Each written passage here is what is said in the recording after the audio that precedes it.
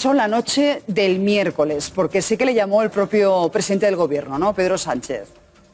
No, el miércoles yo no hablé con el presidente ¿Fue del jueves? gobierno. Yo tuve conocimiento del acuerdo pues cuando el conjunto de los ciudadanos me entró una noticia por el móvil, me sorprendió, pero también le di una importancia relativa. Tengo la sensación de que este acuerdo, que desde el punto de vista político efectivamente tiene su peso, desde el punto de vista social y de los intereses que representamos, por lo menos las organizaciones sindicales, en concreto la UGT, creo que las empresariales también, creo que conviene relativizarlo. Estamos en el mismo punto que estábamos hace 3 meses.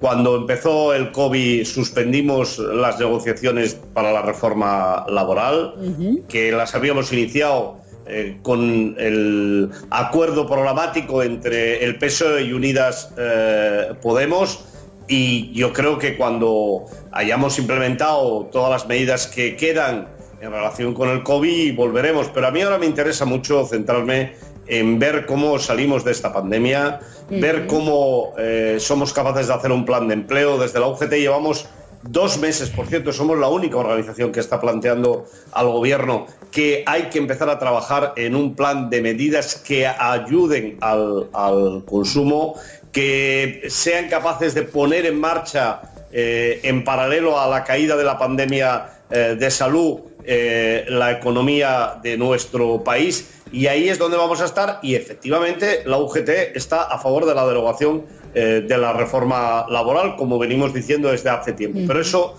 pero la mesa de diálogo. Deduzco, señor Álvarez, que... una mesa de diálogo. Claro, tal y como se plantea, coincidirá usted con la vicepresidenta Calviño, que esto es absurdo y contraproducente. Me dice que usted se enteró, como todo hijo de vecino, a eso de las 9 de la noche del miércoles, cuando se acababa el debate para aprobar la 5ª prórroga del estado de alarma, pero el jueves le llamó Pedro Sánchez. El jueves tuvo una conversación con el presidente del gobierno, ¿sí? Efectivamente. ¿Y qué le dijo? Bueno, yo creo que fue una conversación en el ámbito privado. El presidente, bueno, pero sobre todo preocupado el presidente, porque aquí en este debate obviamos una cuestión que a mí me parece que es trascendental, que es que el estado de alarma no se puede levantar si los científicos, si los expertos sanitarios no dicen que se puede levantar. Pero señor Álvarez, que se me escapa la respuesta. Le dijo la reforma laboral se queda intacta, no nos planteamos la derogación íntegra, y además, ojito por favor, os pido que seáis benévolos en la crítica. No, a mí... Esa segunda parte no. Que sea benévolo la crítica, sencillamente el presidente me anunció que la situación estaba en el contexto del programa de Unidas Podemos PSOE y en la situación que estaba hace 3 meses en esa comisión, que por otra parte creo que es lo mismo que piensa la ministra de Trabajo, con la que también he tenido la oportunidad de hablar vía WhatsApp. Creo que la COE, para representar bien los intereses de los empresarios, y creo que en este caso los intereses generales del país, cuando llegue su momento volverá a la mesa, y espero que desde el punto de vista político esto sea lo mismo que va a ser desde el punto de vista social, es decir, una tormenta en un vaso de agua.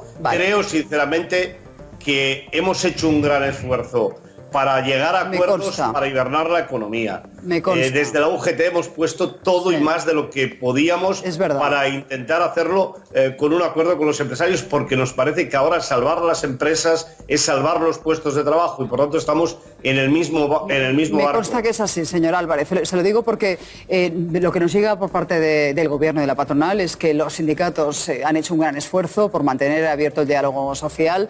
Ustedes han sido, y nos lo acaba de decir, los primeros sorprendidos, digamos, por esta negociación con Bildu, y lo importante ahora evidentemente es implementar medidas, continuar con los ERTES. Yo le quería preguntar si le consta que algún empresario, viendo la inseguridad jurídica que ha generado este acuerdo, diga, oye, en vez de un ERTE opto por un ERE, y directamente despido a mis trabajadores y cierro la empresa. No sé si le consta a usted que ya eso se haya producido.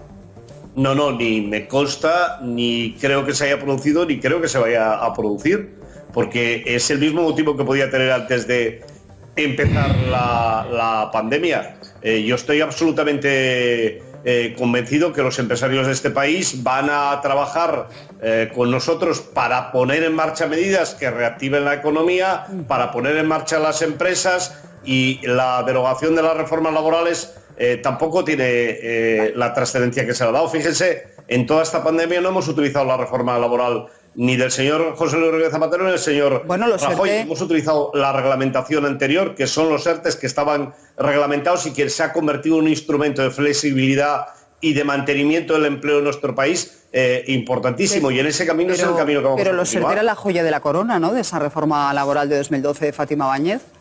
El que dice eso miente.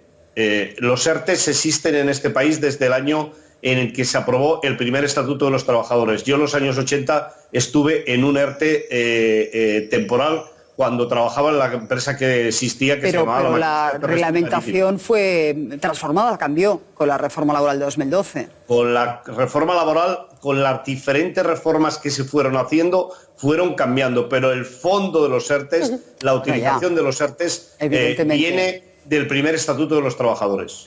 Señor Álvarez, bueno, que muchas gracias por atendernos. Me quedo con que todo sigue igual, que no varía nada y que, por tanto, cuando se habla de reforma laboral se refiere a esa coletilla de los aspectos más lesivos de la reforma laboral. Es decir, nosotros hablamos de toda la reforma laboral, yo no quiero engañar a nadie. Ahora, se va a hacer en el marco del diálogo social y es verdad que el gobierno ha dicho los aspectos más lesivos. Vale, bueno, pues está muy bien que definamos cuáles son las posiciones. Muchísimas gracias, Pepe. Muchas gracias.